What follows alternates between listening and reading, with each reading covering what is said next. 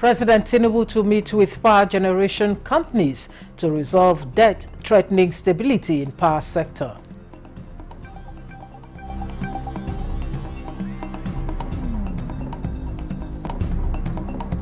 Ghana explores Nigeria's agricultural strategy in food production.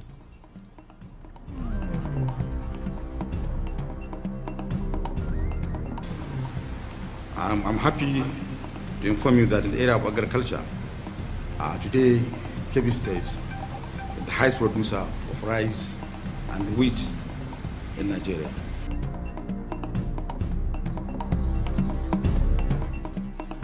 Rainstorm ravages communities in Akwa Ibom State with property worth millions of naira destroyed.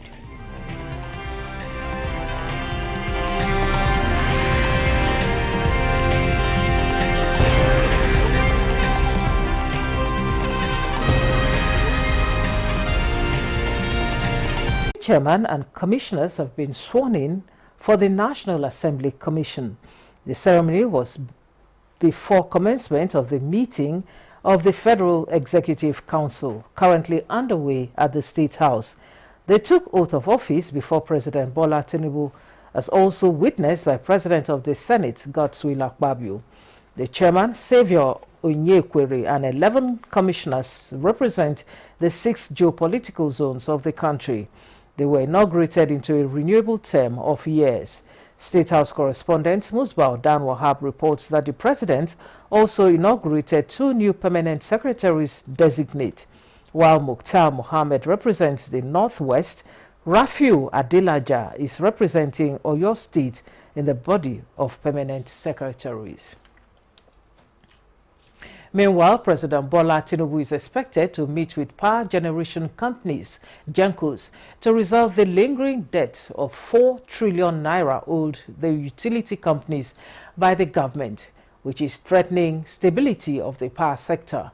Minister of Power, Adebayo Adelabu, in a statement says the proposed meeting with the president demonstrates federal government's commitment to paying the debt in cash and other instruments.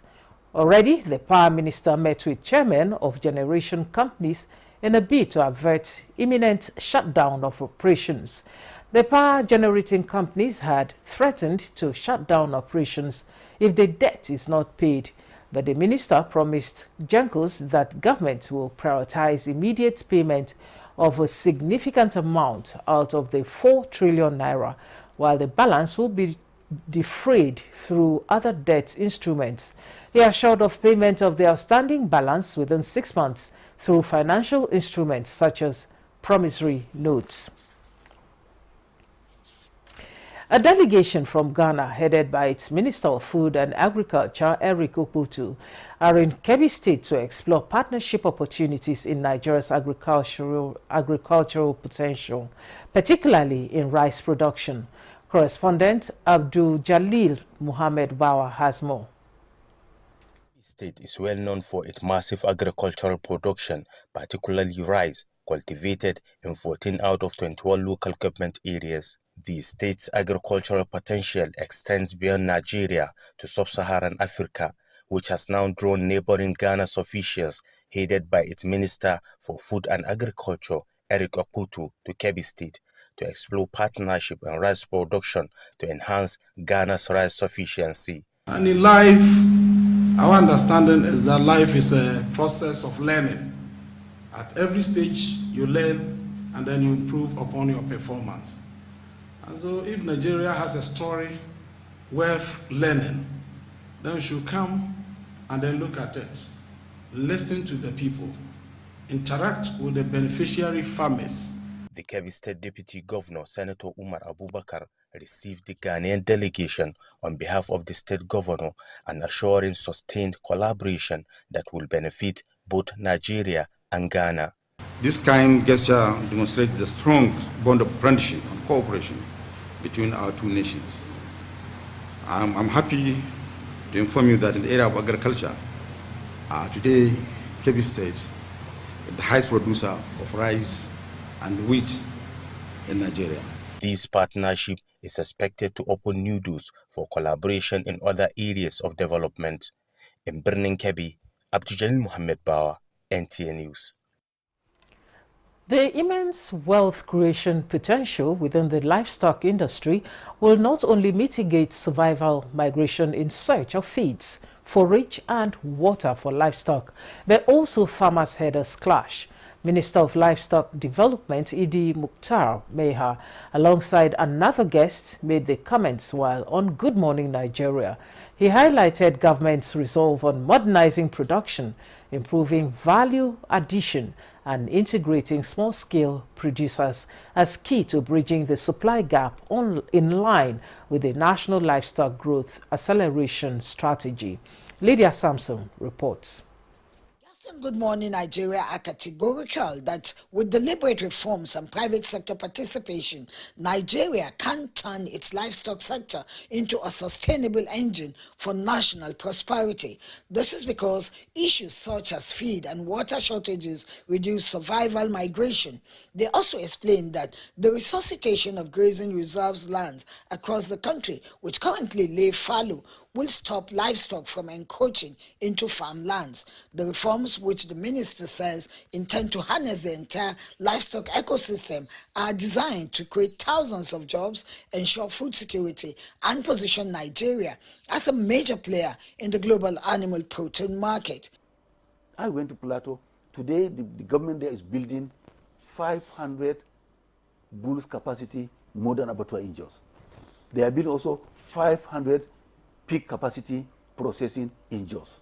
Where are those going to come? On a daily basis. And that means that you need 182,500 bulls or pigs every day. That will get everybody employed. And by the time you process, you are talking about cold chain storage, cold chain transportation, and packaging. This is what we are looking at. So it's not look about emotions. It's about the reality that, look, multidimensional prosperity has now come. We have developed the irrigation system within these reserves. I believe close by, the maize farmers, the soybean farmers will prefer to be there because they will also leverage the irrigation infrastructure that have been developed. Key pillars of the strategy, according to the guests, include modernizing livestock practices, improving animal health, expanding value chains, and addressing challenges like feed quality, grazing, and farmer-herder conflicts. The ministry is also prioritizing food security and export competitiveness, positioning Nigeria alongside global leaders in animal protein production. It is also prioritizing stakeholders' engagement, technology integration, and investment in infrastructure as central to the plan, with government emphasizing a transparent, inclusive approach to unlock the sector's full potential and drive sustainable growth. In Abuja, Lydia Samson, NTA News. Motorists across Nigeria will soon benefit from improved road infrastructure, facilitating faster and more efficient travel and contributing to accelerated economic development. Minister of State for Works, Bello Mohammed Goronyo, stated this during an inspection tour of the Abuja-Kaduna-Kano Road Section 1 Phase 1 project. Usman Zubeiru reports that the minister expressed satisfaction with the progress and quality of work. The Abuja-Kaduna Road is a critical link in Nigeria's transport network. The construction work on the expressway, which is progressing steadily, has a contractual deadline of 14 months. Approximately 6 kilometers each of the sites have already been constructed using reinforced rigid concrete pavement. Minister of State for Works, Mohammed Bello Goronyo, said the inspection is aimed at assessing the volume of work done. He commended the contractor for the quality of work delivered so far, which reflects the President's unwavering commitment to national development through robust infrastructure. He said the use of rigid pavement is new to Nigeria, but it has to become necessary due to the consistent failure of flexible pavements under the local conditions. The expertise that is being brought here in this work, and I'm sure by the special grace of God, the company will deliver this job within the record time. So I want you to know that it's a new technology, it's a good work, it's working, and it will continue to work. Abuja-Kaduna-Kano Expressway, when completed, is expected to accelerate the economic prosperity and ease the hardship faced by motorists. Usman Zubair, NTA News.